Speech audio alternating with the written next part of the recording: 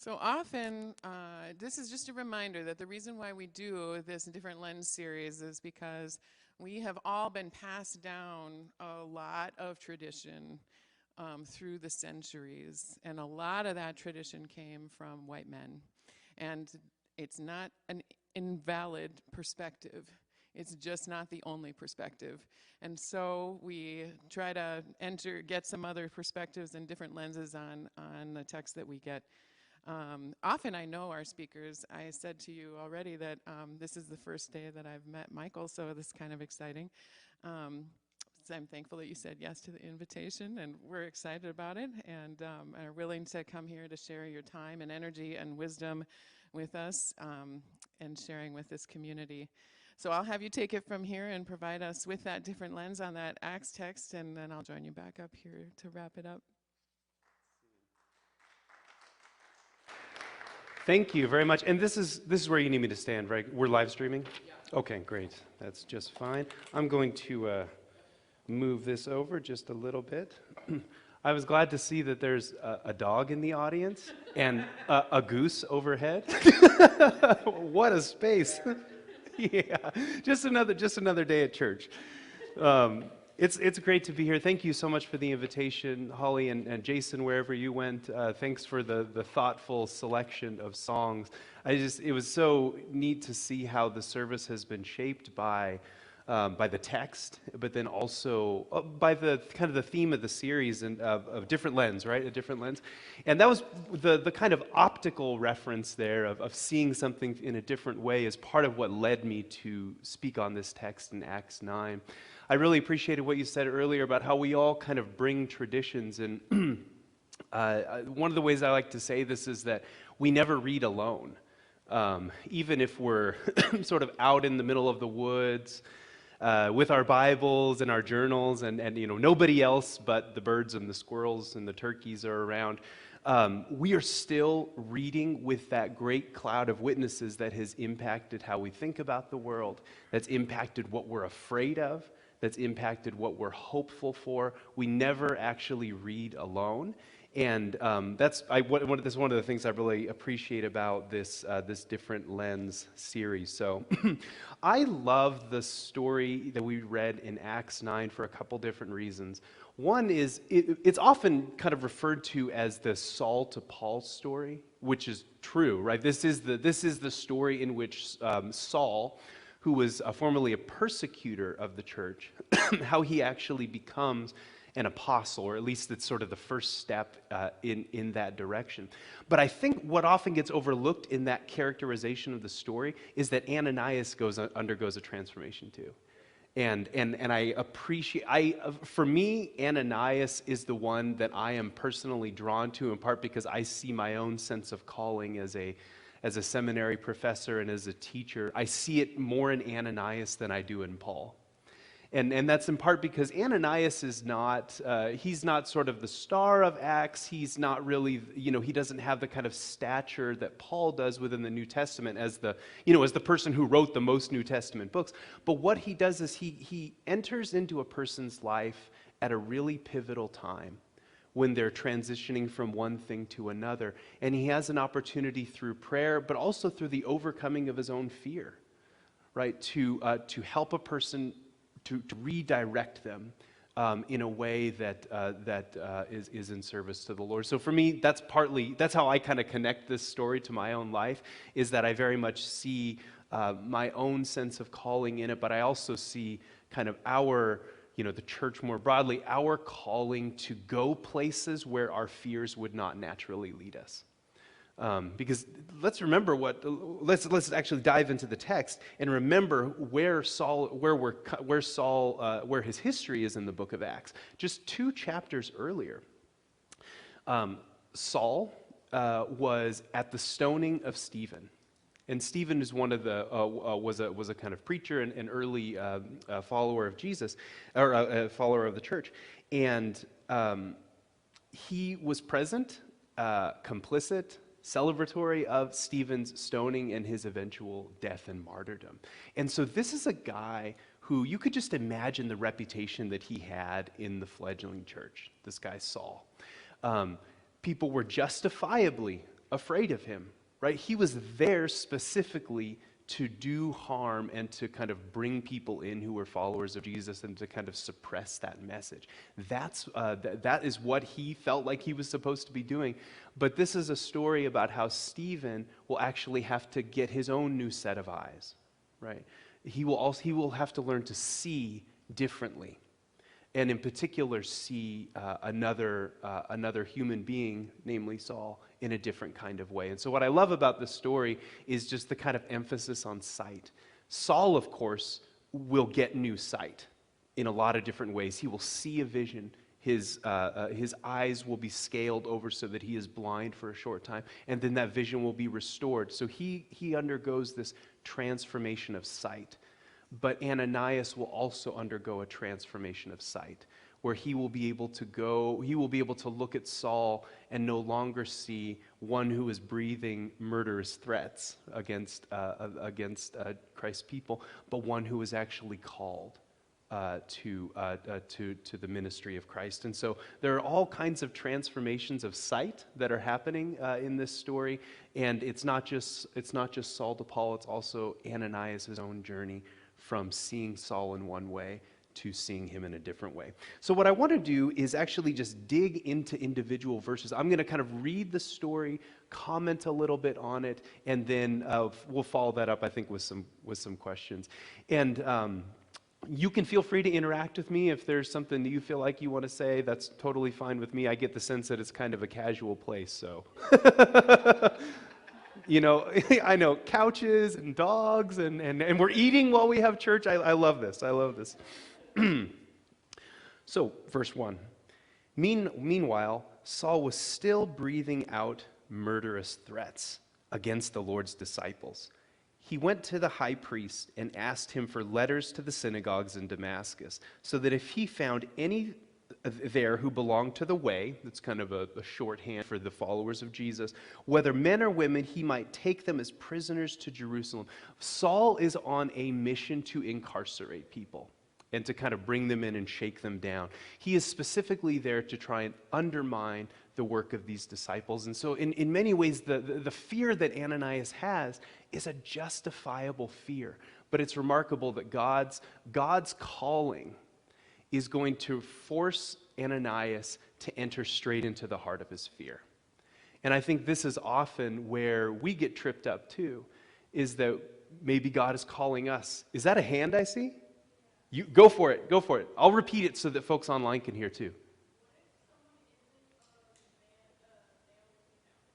Oh, you're talking about the language of man or woman in the story. Yeah, it's a great question. So within the world of Acts, and really the world of the Bible, they do think in what I would say are limited ways about gender and sexuality. And so you'll often find references to men or men and women, and really there are only a couple places where you get kind of reflection on more expansive ways of thinking about gender. So I think I want to answer in two ways. One is to say we have to be aware that in these ancient texts, they have limitations about how they're going to speak about gender, and that's going to differ a little bit from how we might want to speak about it today. The second thing I'd say, though, is that I think there are opportunities where the Bible does sort of recognize that binary between male and female doesn't always work perfectly, and it often doesn't. And so as an ancient text, we have to recognize the world that it comes from, and then also be attentive to places where it might want to push back on it. And just one example I'd offer is when the Bible offers reflections on eunuchs. A eunuch is a castrated male, and they were not born generally this way. The eunuchs that we have in the Bible were made this way. Their bodies were mutilated, and often for the sake of serving in imperial courts. And so the Bible recognizes that this state that they are in is a challenge and a problem, and that they don't fit perfectly into those binaries. So that will be one place where I think we can say, hey, look, the Bible has some imagination around thinking about the gender binaries a little differently. So that's a good question. If you want to talk more about it afterward, let's chat. Yeah. Yeah, so Saul was a Pharisee, so he was a religious teacher. You have to understand at the time in first century Judaism, there were a lot of different types of Judaisms. There really wasn't like a single way in which people thought about Judaism, and the Pharisees were a really important stream within Judaism. In many ways, Jesus fits squarely within the religious teaching of the Pharisees. He disagrees with them oftentimes, right? In the Gospels, we see that. But on many different things, many different points, Jesus is very much in agreement with the Pharisees in contrast to some other forms of Judaism at the time. So when we think about Jesus in the relation to Pharisees, we have to think, Jesus has some disputes with them, but he is very much within the mainstream of Judaism and is really an observant Jew in many ways, in just about in every way. He's just kind of pushing back on the edges on a couple different things. So yeah, so that's Saul. Yeah, go ahead. Yeah, I heard that not really directly to text, but directly to our text, but I heard that some have thought that maybe Jesus himself could have been a Pharisee or something like that. You know? He's certainly a rabbi and certainly a teacher, but theologically, in terms of what he taught, he is very much in alignment with the Pharisees. Yeah, and that's part of the point I want to make is that Jesus is an observant Jew, and that the people of his time would have looked at him and saw a person who respected the ways of Judaism, respected the laws of Judaism. He had some unique things to say, but by and large, what we're looking at with Jesus and with Saul here, is these are people who are deeply faithful to the Judaism of their time. So, yeah. Mark, I have one more follow-up question. Was it, when you get into 1 Corinthians 15, Paul, Yeah. he says that, at the end of all things, that Jesus Christ, the Son, will put himself under the authority of God the Father. And I heard that the first Christians did not believe that Jesus was God, it's what I believe is weak.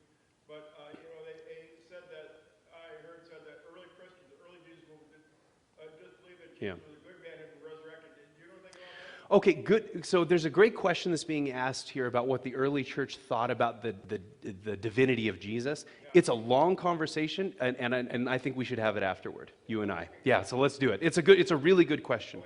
Yep, but let's keep digging into this text. So really good questions. Feel free to keep posing questions. So as Saul neared Damascus on his journey, suddenly a light from heaven appears, flashes all around him, and he falls to the ground, and he hears a voice crying out to him, "Saul, Saul, why do you persecute me?" So Saul is having what you might call an apocalyptic vision.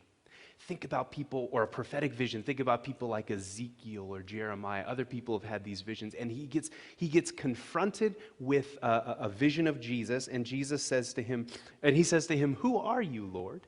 And it's interesting that he addresses this voice as Lord. There's a kind of, Saul seems to recognize, hey, the person talking to me is none other than the God of Israel, or is none other than the God that I worship. And Saul asked, and then the voice responds, "I am Jesus, whom you are persecuting," he replied. "Now get up and go into the city, and you will be told what you must do."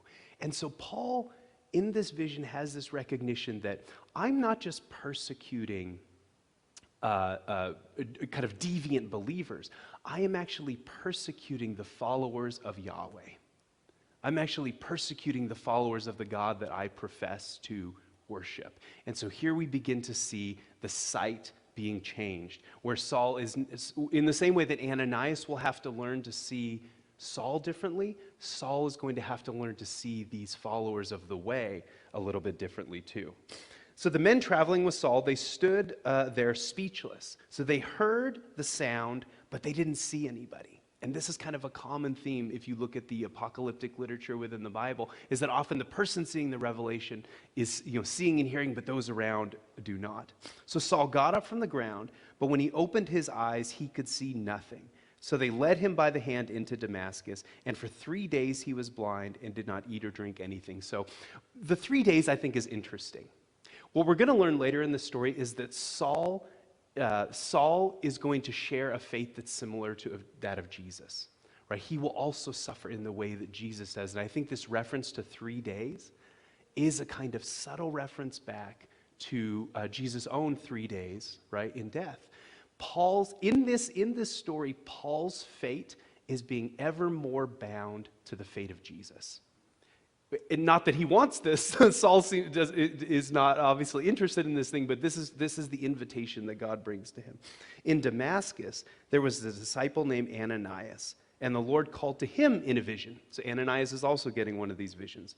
It says, Ananias, Ananias. Yes, Lord, he answered. He answers in the same way, right, as Paul does. The Lord told him, go to the house of Judas on Straight Street and ask for a man from Tarsus named Saul, for he is praying. In a vision he has seen a man named Ananias come and place his hands on him to restore his sight.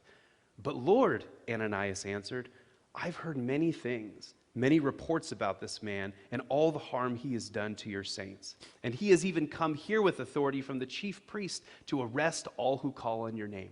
So Ananias is like all the prophets of the Old Testament, and even Moses too, and many others, who God approaches them and said, hey, I got this job for you. And they're like, no thanks, wrong person, right? Wrong guy, wrong gal. I'm not your person. Go away. Moses does this.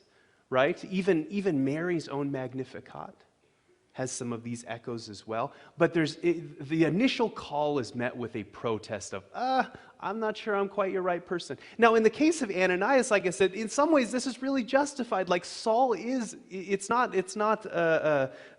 true that Saul is really there to do them harm. And Saul had in fact done harm. And so Ananias here is in some ways kind of like a Jonah figure. Remember what happened with Jonah, right? Who is Jonah called to preach to? Nineveh, right?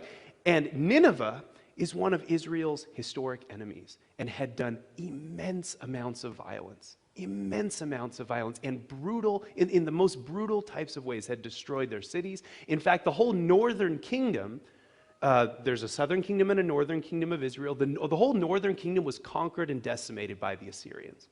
And these are the exact people to whom Jonah is called.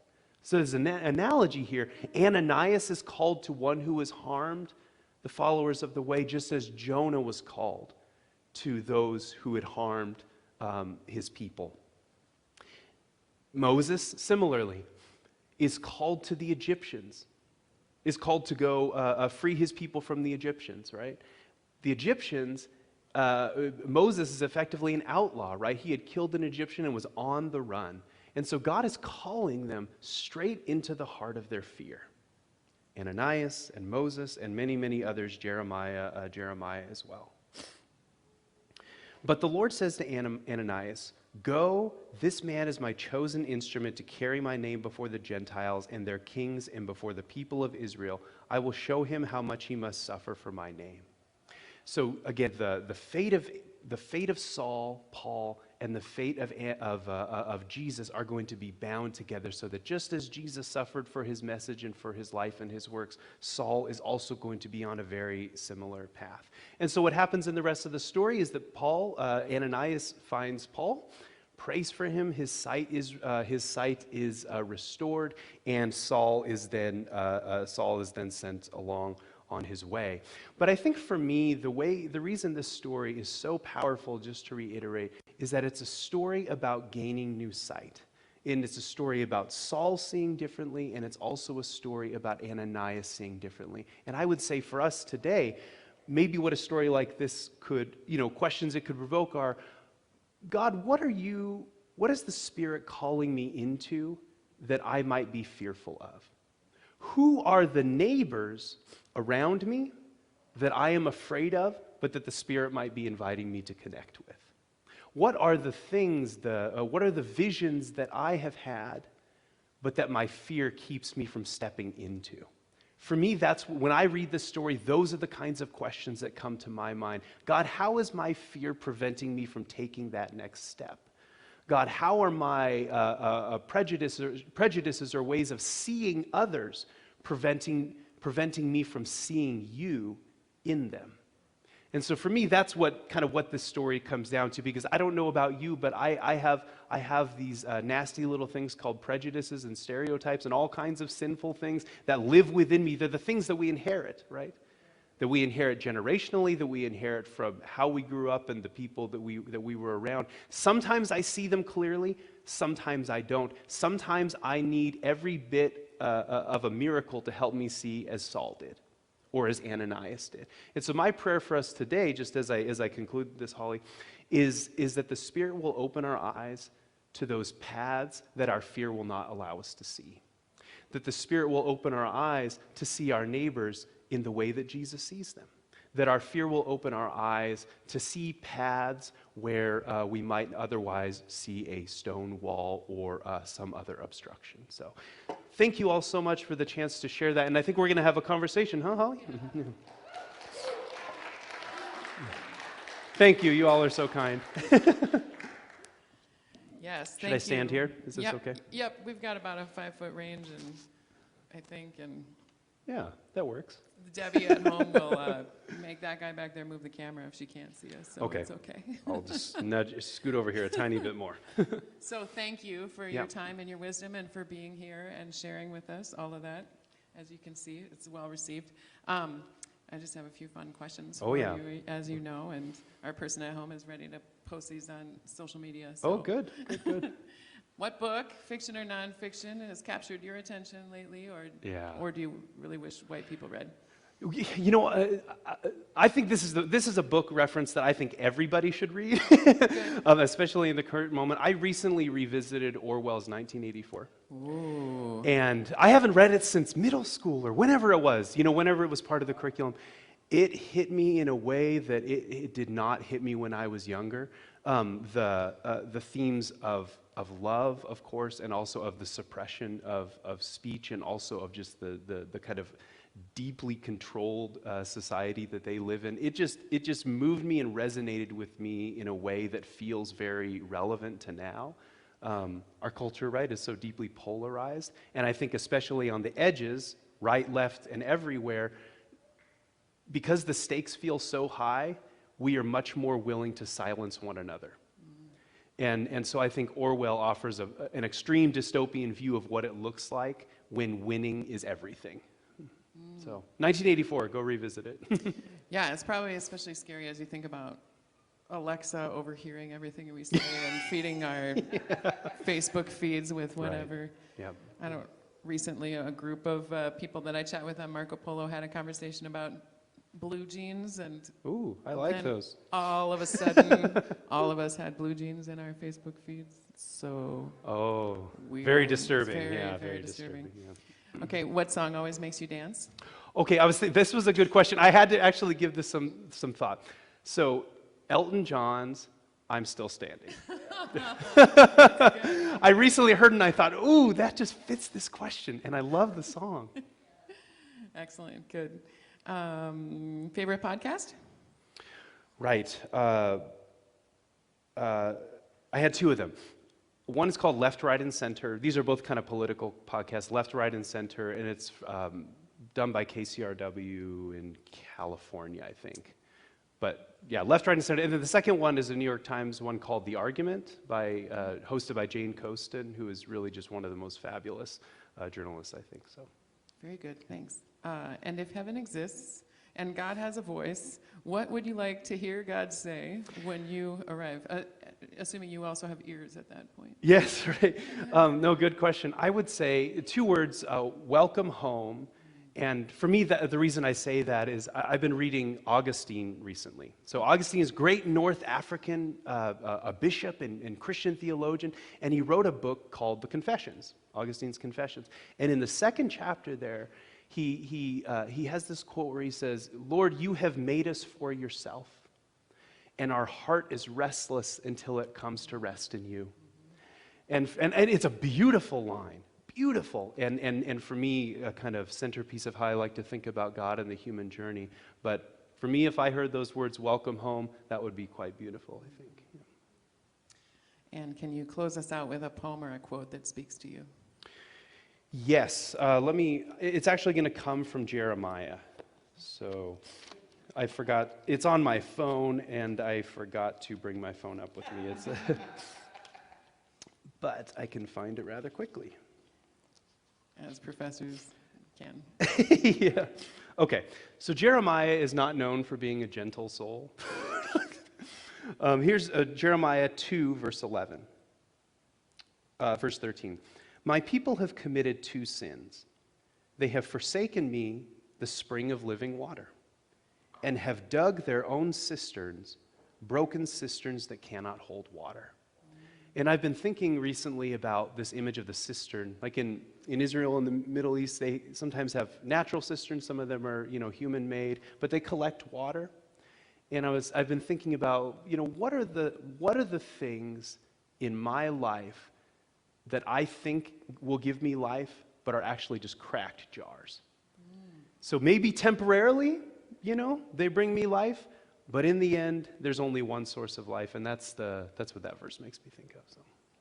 Amen. Thank Yeah, you. thank you. Mm-hmm.